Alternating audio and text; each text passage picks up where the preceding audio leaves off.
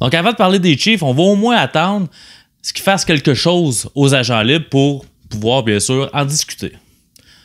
Donc...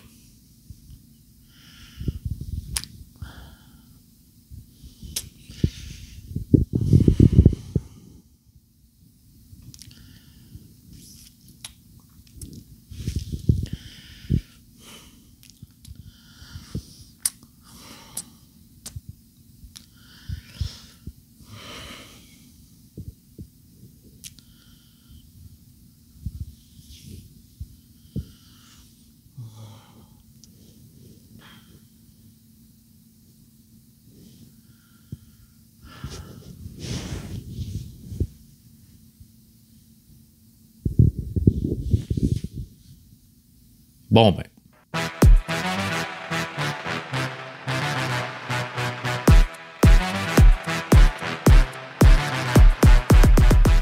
Donc, avant d'entreprendre le dernier retour sur les agents libres, celui des Chiefs, je vous invite à nous suivre sur notre nouveau channel YouTube Sport Lucide. Sinon, tu peux aussi nous trouver encore, comme d'habitude, sur le Facebook, à la page Sport Lucide, sur Twitter à S-Lucide, S et L qui sont majuscules, et bien sûr, notre site internet, sportlucide.com avec des S. Donc, pour ce qui est des Chiefs, vous avez certainement vu plein de jokes des dernières semaines comme quoi leur cap salarial était aussi pauvre que quelqu'un sur le bien-être social à 177 $ de disponible pour l'année au complet.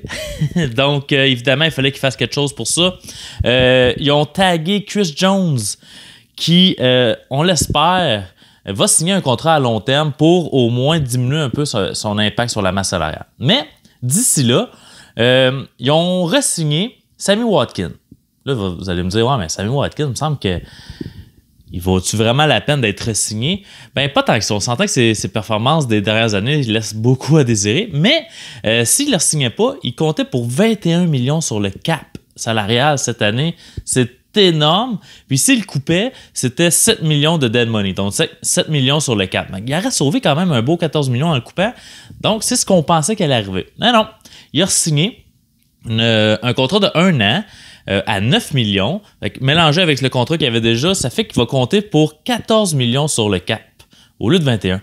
Fait que là, au lieu d'avoir 177 $ de disponible, ils sont maintenant rendus avec 7 millions et 177 $ de disponible. Ça va leur faire du bien. Donc, reste à voir si Chris Jones va signer un contrat à long terme ou s'il va jouer son année sur le tag. Mais, il a déjà mentionné que le tag, ça ne l'intéressait pas bien. On peut le comprendre.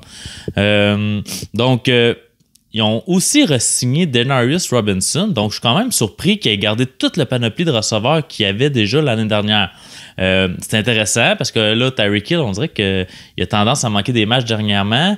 Sammy Watkins, ben, même s'il est sur le terrain, il manque des matchs régulièrement. Donc, au moins, ils ont encore plusieurs options pour Patrick Mahomes. Ensuite, pas grand-chose d'autre à se mettre sous la dent, bien sûr. Ils ont laissé partir Kendall Fuller, corner. Ça, je suis vraiment déçu pour eux, mais c'est certain que c'est une histoire d'argent. Ils n'étaient pas capables de le payer. Et dernier petit point, peut-être, c'est qu'ils ont pris l'option sur le contrat de Damien Williams. Donc, Damien Williams va être là cette année encore, évidemment, à 2,3 millions seulement. Donc, c'est une belle aubaine. Est-ce qu'ils vont aller chercher quelqu'un au draft pour le seconder? Ça ne m'étonnerait vraiment pas. Ça serait vraiment intéressant d'avoir un excellent porteur de ballon dans cette équipe-là. Ça serait... en tout cas, mon cœur de fantasy serait content. Donc, il n'y a pas grand-chose d'autre à dire à part good job, Laurent, pour ton Super Bowl. Fait que pour ma note... écoute, ils n'ont tellement pas fait grand-chose que c'est dur de donner une note sur 5, mais je vais leur donner quand même la note de 2 hommes parfaits sur 5.